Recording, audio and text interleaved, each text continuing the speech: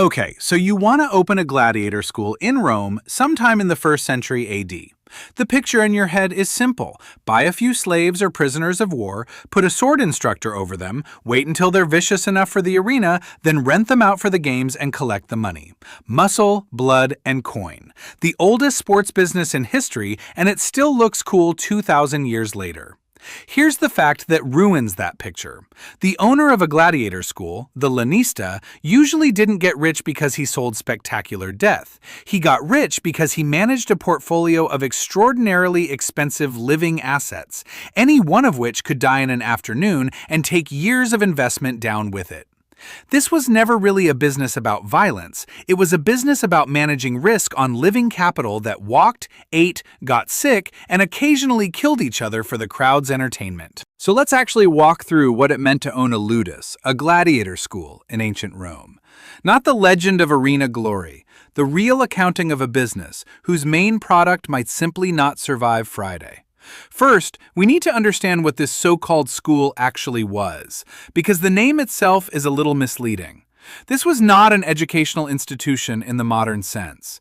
A ludus was simultaneously a barracks, an infirmary, a training center, and, most importantly, a commercial enterprise built around a single purpose: turning a condemned criminal, a prisoner of war, or a volunteer into a valuable commodity that could be rented out. The earliest documented school of this kind appeared at Capua around 105 BC, founded by a man named Aurelius Scaurus. By the end of the 1st century, Rome's largest and most prestigious school, the Ludus Magnus, stood literally across the street from the Colosseum, connected to it by an underground tunnel, so fighters could reach the arena without ever appearing on the streets of the city. And here's something that genuinely surprises me every time I think about the scale of this place. Archaeologists estimate that at its peak, the Ludus Magnus could simultaneously house up to 2,000 gladiators. Take a second to picture the logistics of that. 2,000 physically dangerous, armed, often desperate men living inside a single complex, and the owner somehow has to keep them fed, medically treated, and under control, while also making sure they don't rise up against him. Spoiler, that didn't always work, and we'll come back to the most famous example of exactly that failure. Before we get to the money, it's worth understanding who actually ended up inside this system, because the legal status of a gladiator shaped almost everything about how the business was run. Most fighters entered the ludus one of two ways, and the difference mattered enormously to a lanista's balance sheet. The first group were the damnati, men condemned by Roman courts, criminals and prisoners of war sentenced to the arena, who arrived with no legal rights at all and no say in their own fate. The second group were the octorati, free men who voluntarily signed a contract, swearing an oath to be whipped, burned, or killed if their master commanded it, in exchange for a signing bonus and, crucially, food and shelter they couldn't otherwise guarantee for themselves. Poverty, debt, and the promise of prize money pushed a surprising number of free citizens to voluntarily give up their legal standing this way. From a purely economic standpoint, this distinction mattered because a volunteer arrived under contract, with defined terms and an agreed price, while a condemned criminal arrived as raw, unpriced material that the school itself had to evaluate, train, and effectively manufacture into a sellable asset from scratch.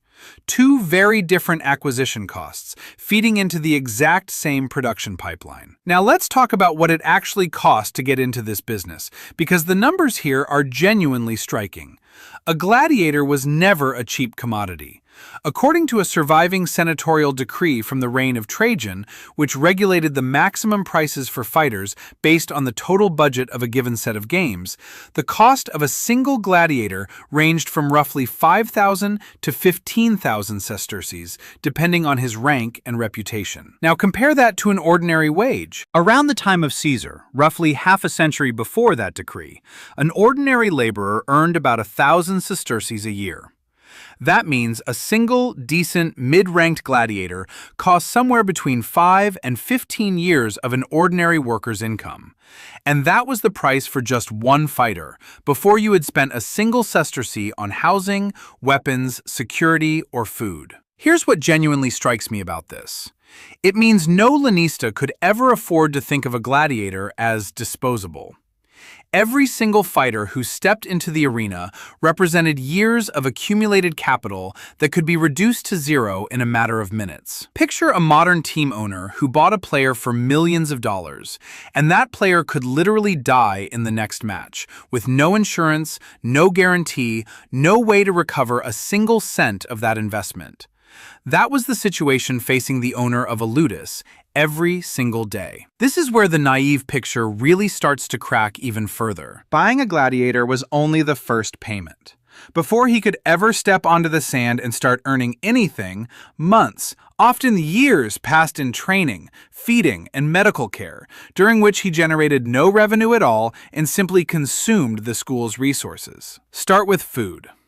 Gladiators were historically nicknamed hordearii, literally barley men, because their diet consisted mostly of barley and legumes. And here's a detail that surprises me every time I come back to it. This diet wasn't chosen out of poverty or cost-cutting. A carbohydrate-heavy barley and bean diet was specifically designed to build a layer of subcutaneous fat, which during a fight helped protect nerves, blood vessels, and organs from superficial cuts. In other words, this wasn't cheap food for slaves. It was a deliberately engineered performance diet, built around survival rather than appearance. The owner of the school was investing in nutrition just as pragmatically as a modern stable owner invests in feed for a racehorse. Then there was medicine.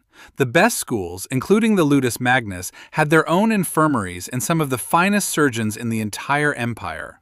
The famous physician Galen, one of the most influential doctors of antiquity, began his career treating gladiators, and it was from their wounds that he gained the practical anatomical knowledge that would go on to shape European medicine for centuries afterward. But stop and think about why a school would spend money on the empire's best surgeons for men whose social status was often lower than that of a household slave.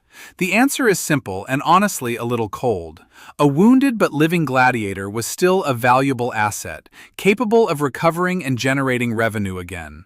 A dead gladiator was simply lost capital. Medicine inside a ludus wasn't about caring for a human being.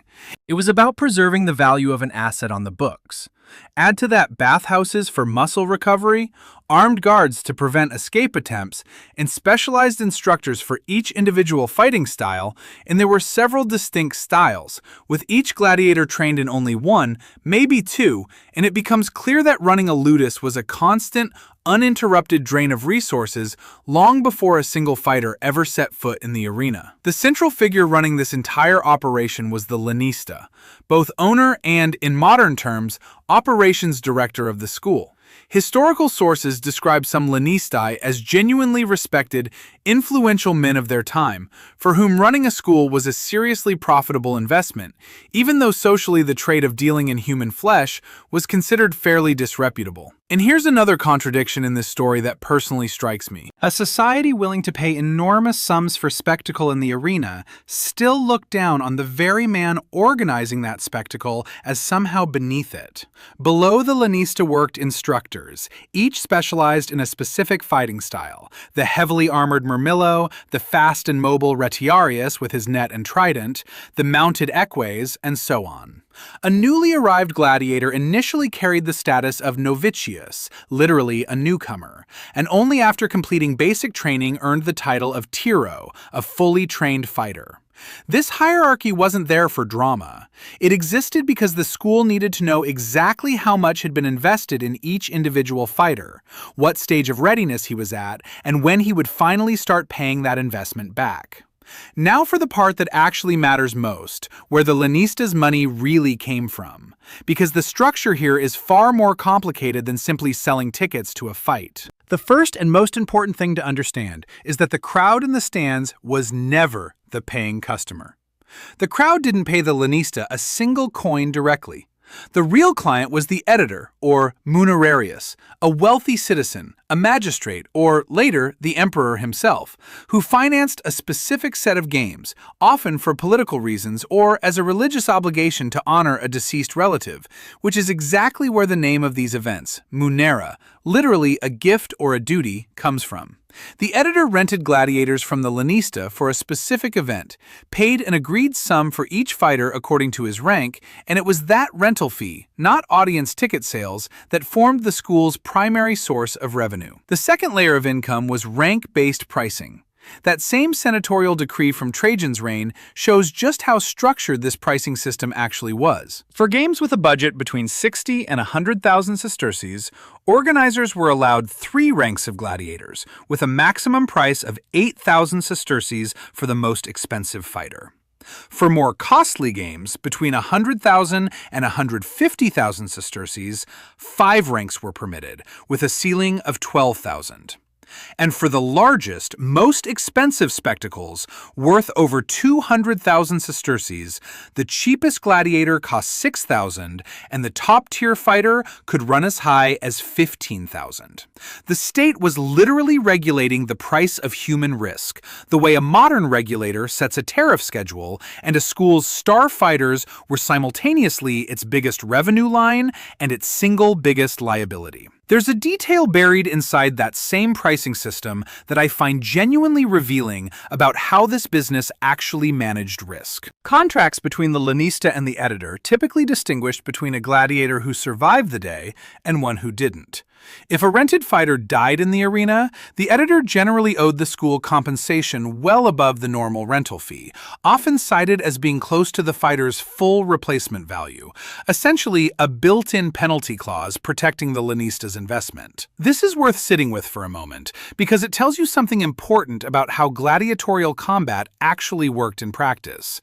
Despite the popular image of every bout ending in death, outright killing was, from the lanista's perspective, close to the worst possible outcome of an evening.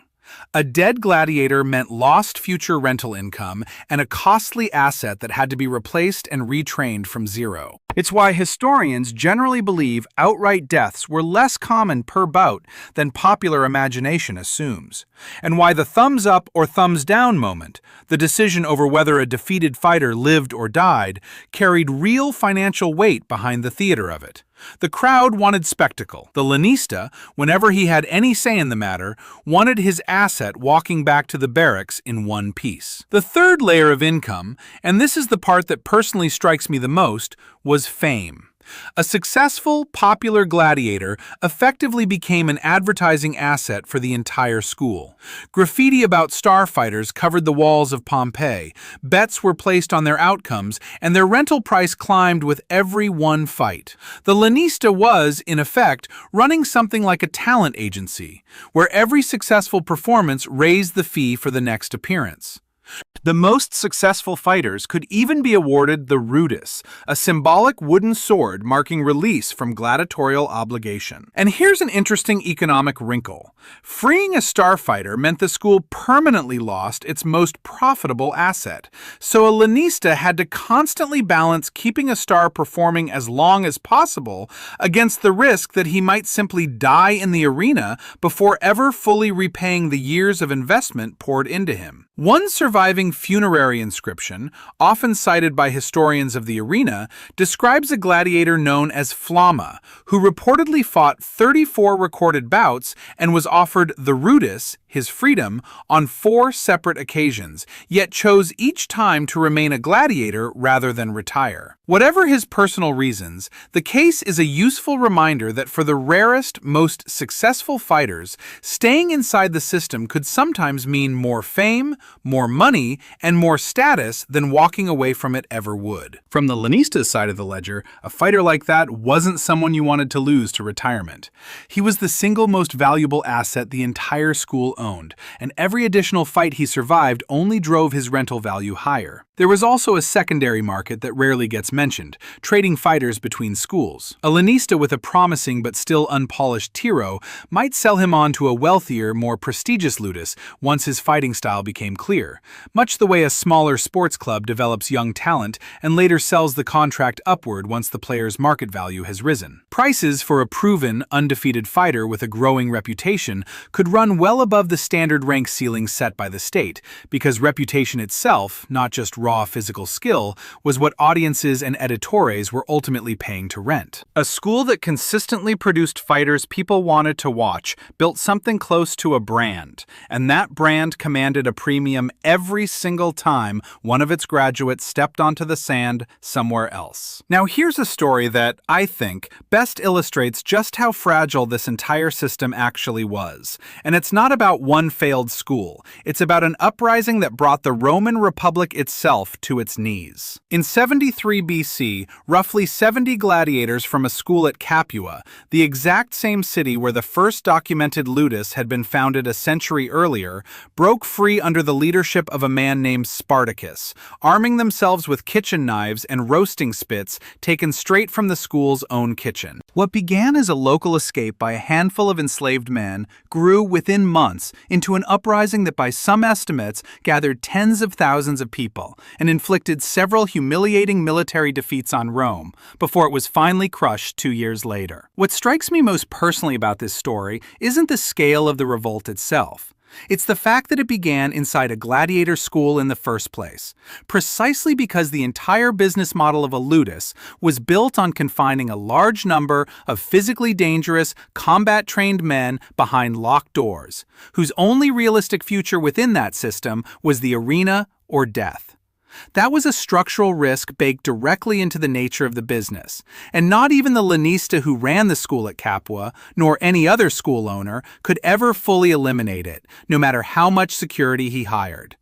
Every single ludus in the empire was, in a very real sense, one lapse in security away from becoming the next Capua. But financial risk didn't only exist for the lanista, it existed for the editor financing the games as well.